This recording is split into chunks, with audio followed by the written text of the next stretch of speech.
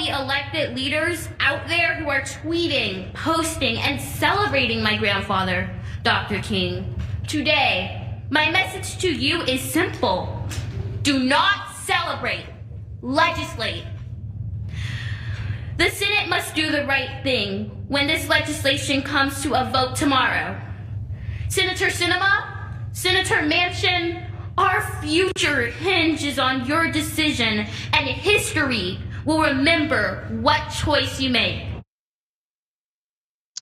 That video you just saw was the granddaughter of Dr. Martin Luther King Jr., Yolanda Renee King, pointing out one of the brands of fake odes to Martin Luther King Jr. That happen every year on the holiday. There's a few different varieties, and we're gonna give them to you. But one is politicians who have no place to be invoking his name, his words, his image, choosing to do so while pretending that they don't have the power to do anything to advance his mission, his cause, his values. So right there you saw Yolanda specifically calling out Manchin and Sinema, thereby showing a degree of courage that Joe Biden just can't seem to muster.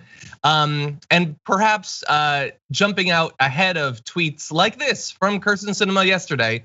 Today we remember the life and legacy of Dr. Martin Luther King Jr. Hashtag MLK Day. Now, Nino, if you had to guess, what do you think the doctor would have had to say about a moderate senator like Kyrsten Sinema? Well, he already told us how he felt about moderate whites, that they were in many cases, he said, I'm paraphrasing, but I understand where the Ku Klux Klaner is coming from was his basic premise. You, moderate white, I do not. You are wolves in sheep's clothing. Now, again, I'm paraphrasing Dr. King, but we can go ahead and just get his exact quote on that. So he's already made the statement about moderate whites. And shout out to Yolanda Renee King, baby, for naming names and setting it straight. Don't you even. And really the entire King family. I mean, Reverend Bernice King was handling her business yesterday as well, laying it out, basically saying the same thing that her niece was saying. It really is time out. These people have no shame, John, really, because if they did, they would not even fix a tweet, their mouths, nothing on their beings.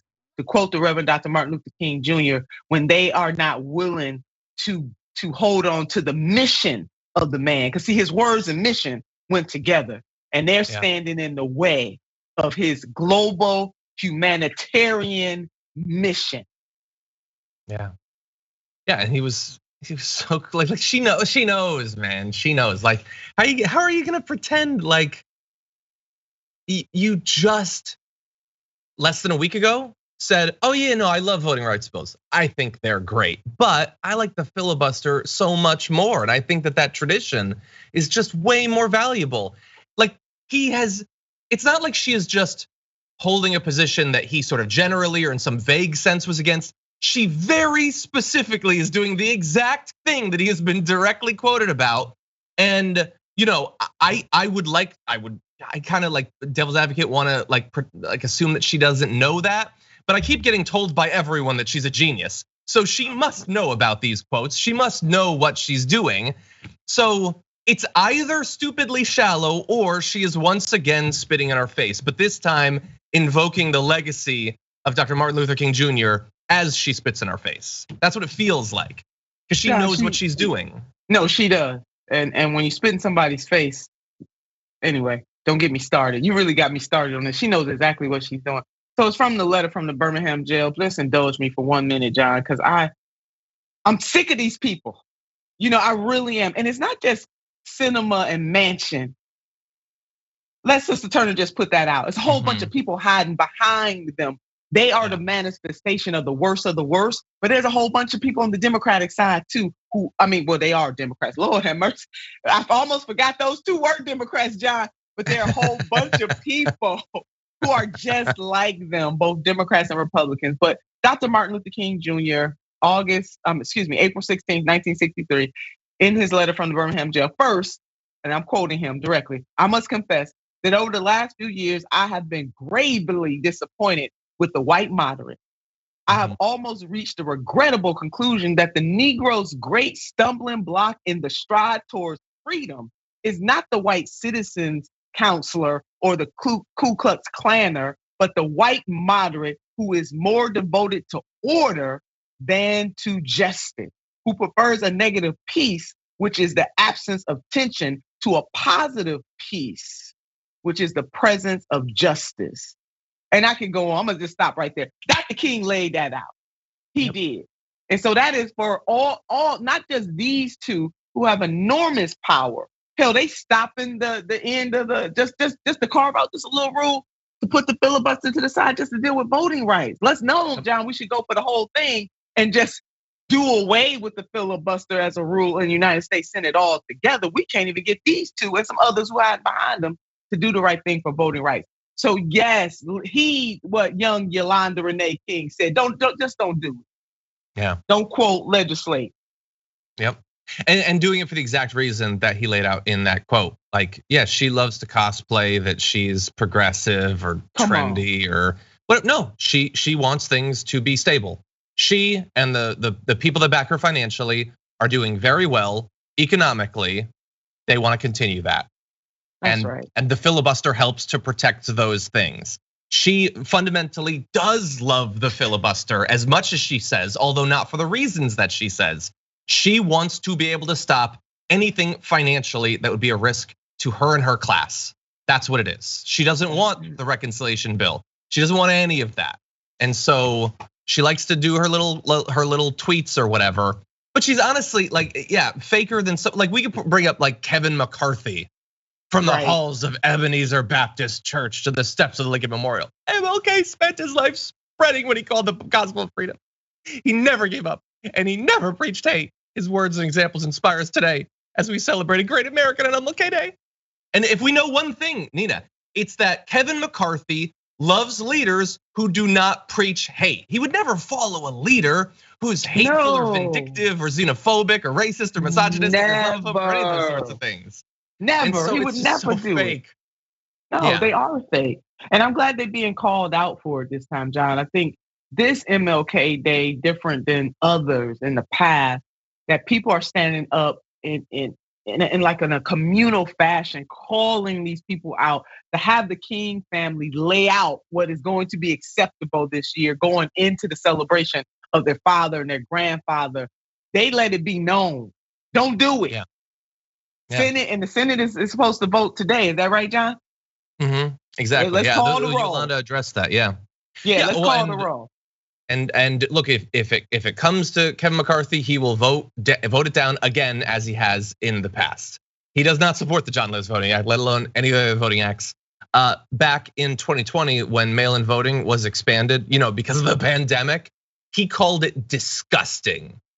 Yes, he is for the gospel of freedom, Kevin McCarthy, except that he's not. So that's also by the way. Limited gospel freedom, John. Let's just go. Freedom for certain people in certain ways. He never gave up and he never preached hate. So there's a couple different like genres of co-opting his message and stuff. But one is he was always just peaceful. He was nothing radical. Don't do anything crazy. Just like you could have like a good value, but like be quiet about it. It's like trying to pretend that he's exactly the sort of movement person or protester that they want when they would have been viciously opposed to him then. John, I want to recommend, this is it, The Radical King. There you go. Yeah. By Dr. Cornel West, baby. This is it, edited and introduces Dr. King. You're absolutely right. When Dr. King was alive, his approval rating or disapproval rating, 77% of whites disapproved of him and 55% of black. And that really came barreling on him and Mrs. Coretta Scott King when he stood up against the Vietnam War, when he called out this nation for militarism, poverty, and racism. They're like, oh no, Dr. King, now you done went too far now. Just stay on over here in the civil rights lane. Don't touch that kind of stuff.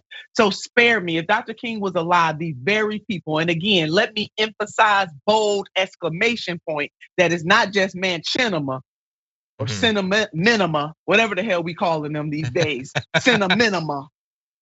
It is a whole bunch of folks who have power right now, and they are not using that power to stand up for what is in the best interest of the people. And it's not just voting rights, People can't afford their groceries, John. They can't afford gas. They can't take time off. You and I were talking about that. People sick. You got the CDC telling folks to just go in. You got employers exploiting this situation by driving up prices, making extraordinary profits on the back of folks. See, making profits ain't the problem, but it's excessive greed. You're not gonna raise the wages of the very employees that help you make those profits. And then we got folks who say, oh, it's okay for members of Congress and their family members to trade in stock. Let me shout out Senator Oswald for introducing that legislation, baby. Yes. Now let's call the roll on that. Yeah. And see who's in support of stopping that. So, John, it's a whole host of things that we must reflect on right now in this moment and use the Reverend Dr. Martin Luther King Jr. and Reverend Bernice King reminded us, do not leave out her mother.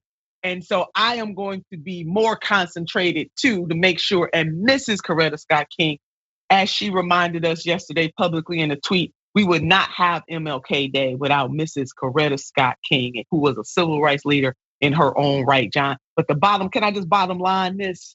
It is the man and his mission, the underscore, the mission part that these people are missing. So again, it ain't just Sinema, and Manchin.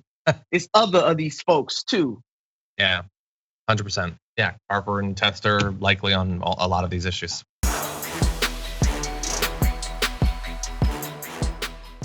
For more political news breakdowns, interviews, stories of activism, and me trying my hardest to care about the occasional big celebrity news story, subscribe to our YouTube channel at youtube.com/The Damage Report. And you can ring the bell wherever it is so you don't miss anything.